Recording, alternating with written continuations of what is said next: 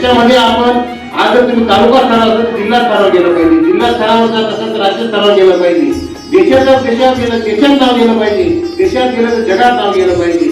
एवढं आपण मोठे होऊ शकतो. कारण ग्रामीण भागातील विद्यार्थी यांनी वरपर्यंत जे घेतलेली पीटी उषा कोण होती, तिने आपल्या धावण्याच्या खेळीत नाव घेतलं.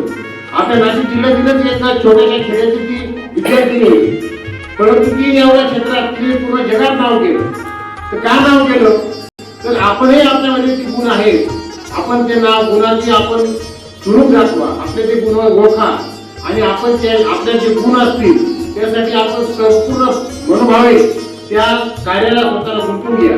आणि त्यासाठी जी मेहनत लागते, मेहनत लागेल, जिद्द लागेल, चिकाटी लागेल.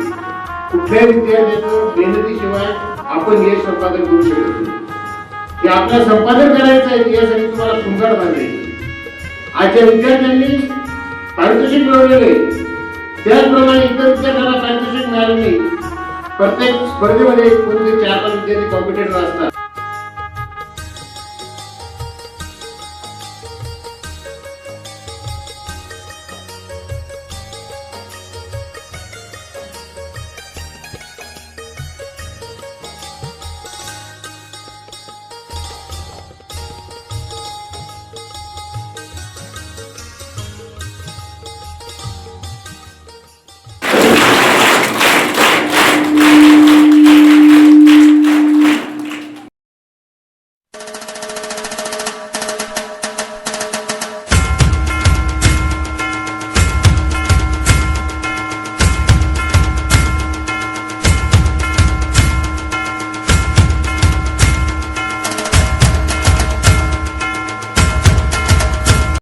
कार्यक्रमाचे अध्यक्ष आपले सर्वांचे सावित्रीबाई फुले माध्यमिक व महात्मा फुले ज्युनियर कॉलेज कुकाणे तालुका मालेगाव यांच्या वतीने विद्यार्थी गुणगौरव सोहळ्यानिमित्त आज इथे येण्याचा योग आला आणि अतिशय आनंद झाला.